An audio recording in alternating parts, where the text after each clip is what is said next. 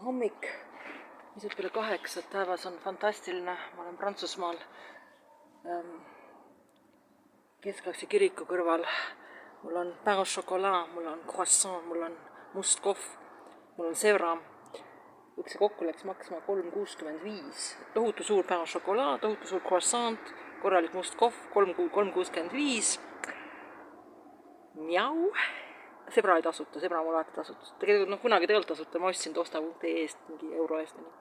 Aga nüüd on ta tasuta, ta minu tasuta sebra. Sebra, kas sina võtad pain au chocolat või võtan mina pain au chocolat? See on minu definitsioon paradiisist, aga praegu ma ütleksin, et see on nagu, ma tunnen nagu ma oleksin paradiisis. Et see on nagu olla see karges Püreneede hommikus keskaegse kiriku seina kõrval pingil. Kõrval on pain au chocolat ja croissant, ma kumba enne maitsen, ma ei tea. Nüüd on pain au chocolat.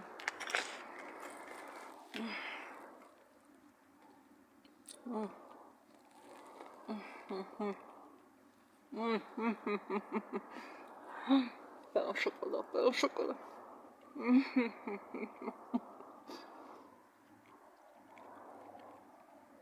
Võin kui ma siin Butcherdas elaksin, ma käisin iga päev Prantsusmaal hommikus samasest.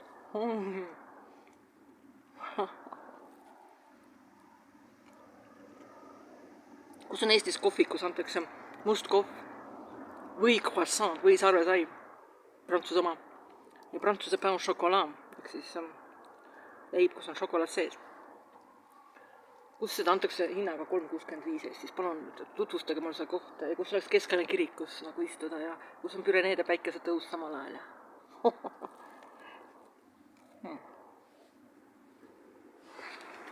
Ma mõtlen croissantiga.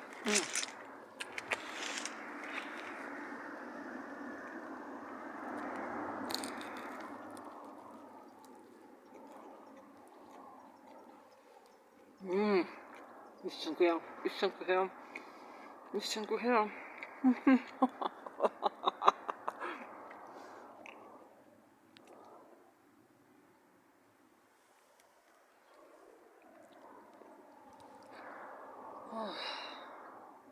Mega tore. Ma tulin seal natuke uurimustööd ka teha, ma pean uurima, mis enam mööda ma pean hakkama liikuma. Kui ma tahan jala minna nüüd Liiviasse, ma praegu ei lähe, ma teisel päeval lähen, aga ma natuke kardan minna, sest see on niimoodi ikka tõsine nagu matk ikkagi. Ma pean jõe käima, ma olen niimoodi, kui jõgi peab kogu aeg jäädal jääma, see Seegri jõgi, siis ma nagu, see Liiviast läheb sama Seegri jõgi jääb läbi. Selle juures sealt pargist. Et kui ma selle jõest nagu väga kaugele ei lähe, siis ma peaksin jõudma. Teoreetiliselt. Jop. Ma olen paradiisis, ma olen täiesti paradiis. Ma tahan naerda, ma olen eufooriasse kohe. Aga mis teha? Ma ei tea, mis mul kõrgmäed nii meeldivad. Algselt meeldivad sellepärast, et ma tulin siin Eestist puudus, kui ma elasin Barcelonas ja Barcelona lähistel. Ja siin on taimestik nagu Eestis. Aga hiljem hakkas meeldima see inimeste see energia ka. Et mägede inimestel on hea energia.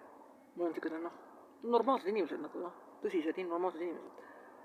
Mitte mingisugused rohelakad ja ma ei tea, kahtlased tüübid. Väga nii ilus, taevas on nii ilus. Kui ilus.